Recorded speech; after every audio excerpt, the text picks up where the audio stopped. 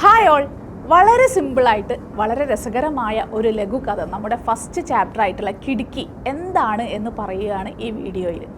അപ്പോൾ അഞ്ജു കർബന്തയുടെ ലഘുകഥയാണ് കിടുക്കി. കിടുക്കി എന്ന് പറഞ്ഞാൽ തന്നെ നമുക്കറിയാം എന്താണ്, വിൻഡോ ആണല്ലേ. അപ്പോൾ നമ്മളിങ്ങനെ വിചാരിക്കുന്നുണ്ടാവും എന്താണ് കിടുക്കി എന്ന വാക്കുകൊണ്ട് ഉദ്ദേശിക്കുന്നത് ഇവിടെ ലേഖിക. ഇവിടെ ഉദ്ദേശിക്കുന്നത് മറ്റൊന്നുമല്ല, ജീവിതത്തിൻ്റെ സ്വപ്നങ്ങളാണ്. കിടുക്കിക്ക് വലിയൊരു സ്വാധീനം നമ്മുടെ ലൈഫിലുണ്ട്. അതിന് ഉദാഹരണമായിട്ട് പറയുകയാണ്, ഇപ്പം നിങ്ങളൊരു യാത്ര ചെയ്യുകയാണെങ്കിൽ ട്രെയിനിലാകട്ടെ, ബസ്സിലാകട്ടെ, കാറിലാകട്ടെ, വിൻഡോ സീറ്റ് ഇഷ്ടപ്പെടാത്തവരാരുമില്ല. കുറച്ച് പേർക്ക് സീറ്റ് കിട്ടാത്ത വിഷമമായിരിക്കും, സീറ്റ് കിട്ടിയവർക്ക് വിൻഡോ സീറ്റ് കിട്ടാത്ത വിഷമമായിരിക്കും അല്ലേ. അപ്പോൾ നമ്മൾ ഇന്ന് വരെ മനസ്സിലാക്കാത്ത എന്തോ ഒരു സൗന്ദര്യം, എന്തോ ഒരു സ്ഥാനം നമ്മുടെ മനസ്സിൽ ലൈഫിലൊക്കെ ഈ വിൻഡോ നേടിയിട്ടുണ്ട്. അപ്പോൾ ഞാൻ പറഞ്ഞു വരുന്നത് നമ്മുടെ പാഠഭാഗത്തിലേക്കാണ്. അപ്പോൾ ഈ ലഘു കഥയിൽ പറയുന്നത് നമ്മുടെ ഒരു ഫാമിലിയെയാണ് നിങ്ങൾ മനസ്സിൽ കാണേണ്ടത്. അപ്പോൾ നിങ്ങളുടെ വീട്ടിലേക്ക് ഒരു ഇൻവിറ്റേഷൻ വരുന്നു, ഒരു വിവാഹമാണ്, കുറേ ദൂരെയുള്ള സ്ഥലമാണ്. അപ്പോൾ ഇവിടെ പ്രത്യേകം സ്ഥലത്തിൻ്റെ പേര് പറയുന്നുണ്ട് പാഠഭാഗത്ത്, ഹോഷിയാർപൂർ. ഹോഷിയാർപൂരിൽ നിന്ന് ഷാദി കാ ബുലാവ ആയാ ഥാ എന്നാണ് പാഠഭാഗത്ത് പറയുന്നത് അല്ലേ. കല്യാണം വിളി എത്തിയിരുന്നു.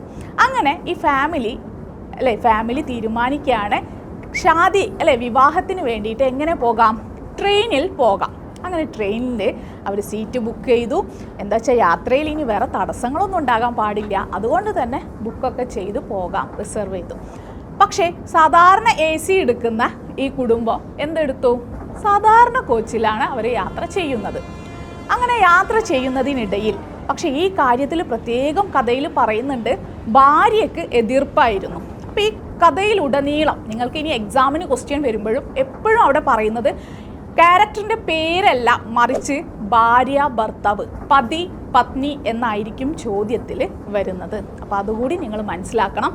നിങ്ങൾ പഠിക്കുന്ന ഈ ഒരു കഥാപാത്രത്തിന് പേരുകളൊന്നും തന്നെ നമ്മുടെ കഥയിൽ പറയുന്നില്ല, പതി പത്നി എന്നായിരിക്കും മെൻഷൻ ചെയ്യുന്നത്. അപ്പോൾ ഇവിടെ ഭർത്താവും ഭാര്യയും തമ്മിൽ അല്പം തർക്കമൊക്കെ ഉണ്ടാകുകയാണ്. എന്തിനെ ചൊല്ലിയിട്ട്, AC കോച്ച് എടുക്കാത്തതിനെ ചൊല്ലിയിട്ട്. എങ്കിലും ഭാര്യ പിന്നീട് എന്തു പറയുന്നു, സമ്മതം മൂളുന്നു. അങ്ങനെ ഇവർ യാത്ര തുടങ്ങുന്നു. ട്രെയിനിൽ കയറി കുട്ടികൾ ഉടനെ തന്നെ വിൻഡോ സീറ്റ് പിടിക്കുന്നു. അതവിടെ പ്രത്യേകം എടുത്തു പറയുന്നുണ്ട്.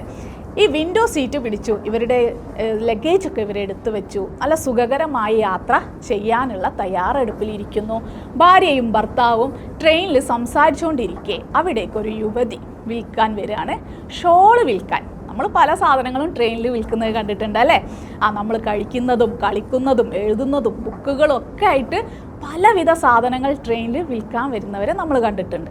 ഇവിടെ ഈ യുവതി വന്നിരിക്കുന്നത് കുറച്ച് ഷോളുമായിട്ടാണ്. അതും പ്രത്യേകം പറയുന്നുണ്ട്, ജമ്മു കി ഷോൾ, ജമ്മുവിലെ ഷോളാണ് എന്ന് പറഞ്ഞുകൊണ്ടാണ് വിൽക്കുന്നത്.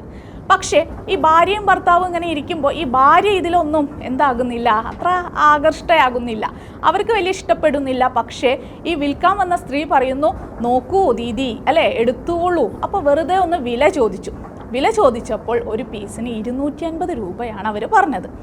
അപ്പോൾ ഇദ്ദേഹത്തിൻ്റെ ഭാര്യ പറയുന്നു, ഓ അത് കുറച്ച് കൂടുതലാണ്, അത്രയൊന്നും തരാൻ പറ്റില്ല. അപ്പോൾ ഈ ഷോൾ വിൽക്കുന്ന യുവതി പറയുകയാണേ, കുറേ എടുക്കുകയാണെങ്കിൽ കുറച്ച് തരാം അല്ലേ, 4-5 പീസ് എടുക്കുകയാണെങ്കിൽ എന്തെങ്കിലുമൊക്കെ കുറയ്ക്കാം. അപ്പോൾ ഇവർ ചോദിക്കുന്നു, എനിക്കെന്തിനാ, കച്ചവടം തുടങ്ങാനാണോ എന്ന് ചോദിക്കുന്നു. അപ്പോൾ അവർ പറയുന്നു, അല്ല ഭാബിയോ ചേച്ചിയോ ആരെങ്കിലുമൊക്കെ ഉണ്ടാവില്ലേ അല്ലേ എന്ന രീതിയിൽ. അങ്ങനെ ഇവരൊരു തീരുമാനത്തിലെത്തുന്നു, ശരി 5 ഷോൾ എടുക്കാം, അങ്ങനെയാണെങ്കിൽ എത്രയൊക്കെ തരും. ഇവരാദ്യം 100 രൂപ പറഞ്ഞു. 100 രൂപ പറഞ്ഞതും ഈ യുവതിയുടെ കണ്ണിൽ നിന്ന് അല്ലേ ഒരു അറിയാതെ വെള്ളം വന്നു. കാരണം ഇതാണ് അവരുടെ ഉപജീവന മാർഗം, അവരുടെ വീട്ടിലെ സിറ്റുവേഷൻ അവർക്കല്ലേ അറിയുള്ളൂ. പക്ഷേ ഈ 100 രൂപക്ക് തന്നാൽ ശരിയായില്ല എന്ന് പറഞ്ഞപ്പോൾ ഇദ്ദേഹത്തിൻ്റെ ഭാര്യ ശരി 150. അപ്പോൾ 100 രൂപ കേട്ട വിഷമത്തിൽ നിന്ന് 150 എത്തിയല്ലോ എന്ന സന്തോഷത്തിൽ നമ്മുടെ ഈ ഷോള് വിൽക്കുന്ന കജ്രാരി ആഖോ വാലി യുവതി എന്ത് ചെയ്യുന്നു, ശരി എന്നാൽ 150 തരാം എന്ന് സമ്മതിച്ച് ഷോൾ വേണ്ടത് സെലക്ട് ചെയ്തോളൂ എന്ന് പറയുന്നു. അങ്ങനെ ഭർത്താവിൻ്റെ കയ്യിൽ നിന്ന് 750 രൂപ വാങ്ങി ഈ സ്ത്രീക്ക് നൽകുന്നു. അവരവിടെ നിന്നും പോയതോടുകൂടി തന്നെ ഭാര്യ ചിന്തിക്കുകയാണ്, നമുക്ക് അബദ്ധം പറ്റി. ഭർത്താവിനോട് പറയുന്നത് ഇങ്ങനെയാണ്, നമുക്ക് അബദ്ധം പറ്റി, നമ്മൾ കുറച്ചുകൂടി വില പേശണമായിരുന്നു. ഒറ്റ തവണ ഞാൻ 150 പറഞ്ഞപ്പോൾ തന്നെ അവൾ സമ്മതിച്ചു. അപ്പോൾ അവർക്ക് അവിടെ ഫീൽ ചെയ്യുന്നത് എന്താണ്? അവർക്ക് ഇനിയും ലാഭത്തിന് ആ ഷോൾ കിട്ടണമായിരുന്നു. പക്ഷേ അതിൽ നിന്ന് കിട്ടുന്ന 10ഉം 20ഉമാണ് ഇവരുടെ ഉപജീവനം എന്ന് ആര് ചിന്തിക്കുന്നില്ല? ഇദ്ദേഹത്തിൻ്റെ ഭാര്യ ചിന്തിക്കുന്നില്ല. പക്ഷെ അതിൽ നമുക്ക് തെറ്റു പറയാനില്ല, എല്ലാവരും അങ്ങനെ തന്നെ ചിന്തിക്കുന്നവരാണ് അല്ലേ? എപ്പോഴും കസ്റ്റമർ ആഗ്രഹിക്കുന്നത് കൂടുതൽ വില കുറച്ച് കിട്ടണമെന്നാണ്, എന്നാൽ വിൽക്കുന്ന ആൾ ആഗ്രഹിക്കുന്നത് ലാഭം കിട്ടണമെന്നും. പക്ഷേ അവരുടെ ജീവിതാവസ്ഥ ആർക്ക് മനസ്സിലാകുന്നുണ്ടായിരുന്നു? ഇവരുടെ ഭർത്താവിന് മനസ്സിലാകുന്നുണ്ട്. അതുകൊണ്ട് തന്നെ ഭർത്താവ് പറയുന്നു സാരമില്ല അല്ലേ, പോട്ടെ എന്ന രീതിയിലാണ് അദ്ദേഹം ഇതിനെ കാണുന്നത്. ഉടനെ തൻ്റെ കുഞ്ഞിനെ മടിയിലേക്ക് എടുത്തു വെച്ച് അദ്ദേഹം ജനലിലൂടെ അല്പസമയം എന്ത് ചിന്തിക്കുകയാണ്? തൻ്റെ കുട്ടിക്കാലത്തിലേക്ക് പോകുകയാണ്. ആ ജനൽ അവിടെ കാണിക്കുന്നത് ഭാവിയെയും കഴിഞ്ഞുപോയ സങ്കടത്തെയും ഇനി വരാൻ പോകുന്ന പ്രതീക്ഷയെയും, അങ്ങനെ ഒരുപാട് പ്രതീകമാണ് ഈ ഖിടുക്കി എന്ന് പറയുന്നത്. ഇനി ഈ പാഠഭാഗത്തിൽ നിങ്ങൾ പ്രത്യേകം മനസ്സിലാക്കേണ്ട കുറച്ച് വാക്കുകളുണ്ട്.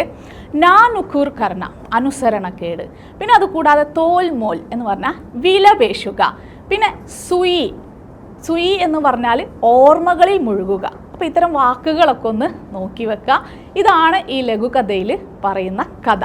അപ്പോൾ ഇനി കഥ നിങ്ങൾക്ക് എളുപ്പത്തിൽ മനസ്സിലായി എന്ന് കരുതുന്നു. ഇനി മറ്റൊരു ചാപ്റ്ററുമായി കാണാം. അതുവരേക്കും ബൈ.